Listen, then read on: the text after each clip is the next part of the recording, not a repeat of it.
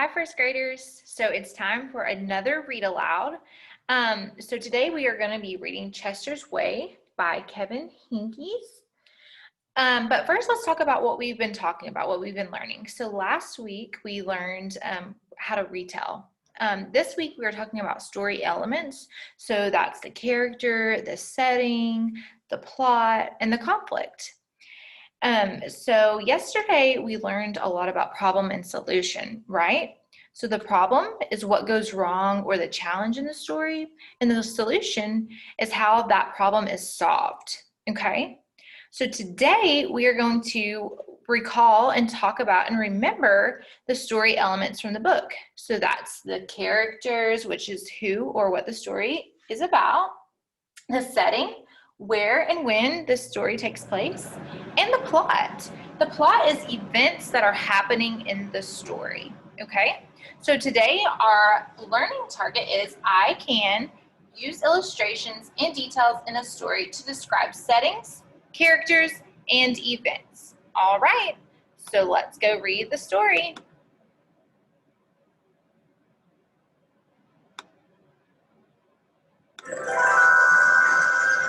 Welcome to Storyline Online, brought to you by the Screen Actors Guild Foundation. I'm Katie LeClaire, and I'm Vanessa Morano. Today I'm using American Sign Language for the deaf and hard of hearing viewers. And we will be reading Chester's Way, written and illustrated by Kevin Hinkes. Chester had his own way of doing things. Hello, my name is Chester. I like croquet. He always cut his sandwiches diagonally. He always got out of bed on the same side. Never left the house without double knotting his shoes. Chester always had the same thing for breakfast: toast with jam and peanut butter. And he always carried a miniature first aid kit in his back pocket, just in case. You definitely have a mind of your own, said Chester's mother. That's one way to put it, said Chester's father. Chester's best friend Wilson was exactly the same way. That's why they were best friends. Chester wouldn't play baseball unless Wilson played. And they never swung at the first pitch or slid head first. Wilson wouldn't ride his bike unless Chester wanted to. They always used hand signals. If Chester was hungry, Wilson was too. But they rarely ate between meals. Some days I can't tell those two apart, said Wilson's mother. Me either, said Wilson's father. Okay, so far, who are our characters? I want you to turn and talk to a partner or someone that's close to you. Who are the characters so far? That's right. So our main characters that we've heard about are Chester and Wilson. Great job. Chester and Wilson. Wilson and Chester. That's the way it was. They loved to go on picnics. Once, when Wilson accidentally swallowed a watermelon seed and cried because he was afraid a watermelon plant would grow inside of him, Chester swallowed one too.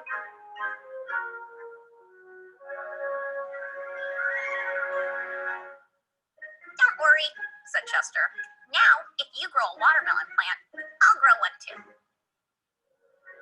Chester duplicated his Christmas list every year and gave a copy to Wilson because they always wanted the same things anyway. For Halloween, they always dressed as things that went together. Salt and pepper shakers, 2 mittens on a string, ham and eggs. They really are 2 peas in a pod, said Chester's mother. Looks like it, said Chester's father. In spring, Chester and Wilson shared the same umbrella. In winter, they never threw snowballs at each other. In fall, they raked leaves together. And in summer, they reminded each other to wear sunscreen so they wouldn't burn. Chester and Wilson. Wilson and Chester. That's the way it was. And then Lily moved into the neighborhood. I'm Lily. I am the queen. I like everything. Lily had her own way of doing things. She wore band-aids all over her arms and legs to look brave. She talked backwards to herself sometimes so no one would know what she was saying. You do. And she never left the house without one of her nifty disguises. Lily waved at all the cars that passed by, even if she didn't know who was in them. And she... All right, so we have a new character. Think about it. Who is it? That's right, it's Lily. So now we have Chester, we have Wilson, and we have Lily. Right. always carried a loaded squirt gun in her back pocket. She definitely has a mind of her own, said Chester. That's one way to put it, said Wilson. When Lily asked Chester and Wilson to play, they said they were busy. When she called them up on the phone, they disguised their voices and said they weren't home. If Lily was walking on one side of the street, Chester and Wilson crossed to the other and hid. He's something else, said Chester. Looks like it, said Wilson. One day, while Chester and Wilson were practicing their hand signals, some older boys rode by, popping wheelies. They circled Chester and Wilson and yelled personal remarks. Chester and Wilson didn't know what to do. Just when they were about to give up hope, a fierce-looking cat with horrible fangs jumped out of the bushes and frightened the older boys away. Are you who I think you are? Chester asked the cat. Of course, the cat replied. Thank you, Lily, said Chester. You're welcome, Chester, said Lily. Thank you, Lily, said Wilson. You're welcome, Wilson, said Lily. I'm glad you were wearing a disguise, said Chester. And I'm glad you had your squirt gun, said Wilson. I always do, said Lily. Just in case.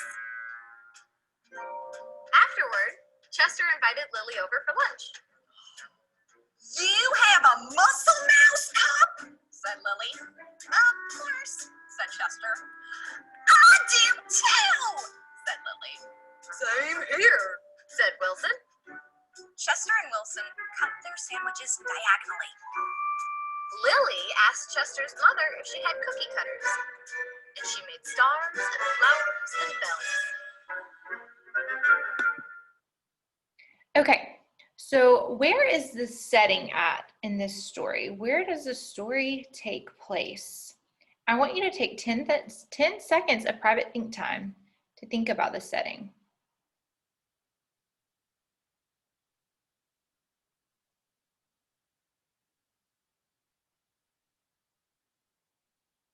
Okay, so now turn and talk to your partner or somebody that's near you and share with them what you think the setting is.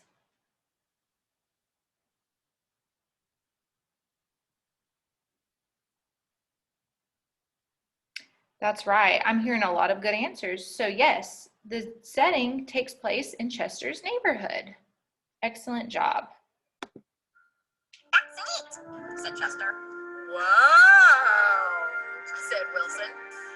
That night, Lily invited Chester and Wilson to sleep over. You have a nightlight? Said Chester. Of course, said Lily. I do too, said Chester. Same here, said Wilson. Chester and Wilson wanted toast with jam and peanut butter for breakfast the next morning. Boring, said Lily. Try this instead.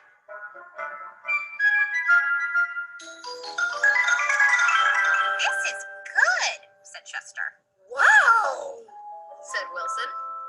After that, when Lily asked Chester and Wilson to play, they said yes. When she called them up on the phone, they had pleasant conversations. And if Lily was walking on one side of the street, Chester and Wilson waved and ran to catch up with her.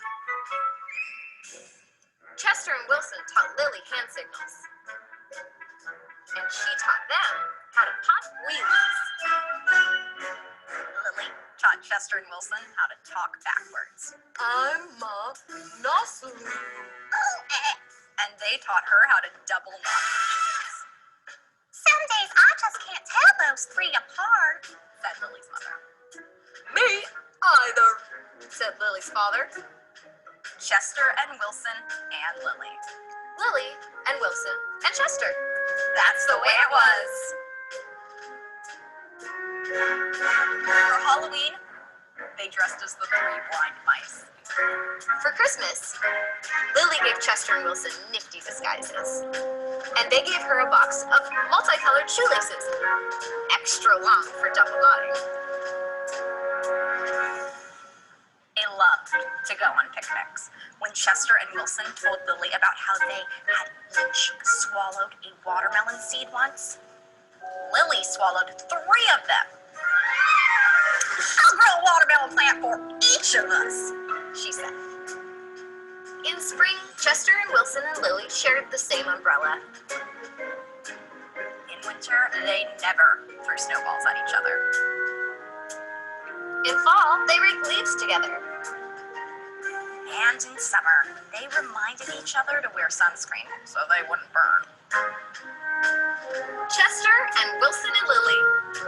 Lily and Wilson and Chester. That's the way it was. And then Victor moved into the neighborhood.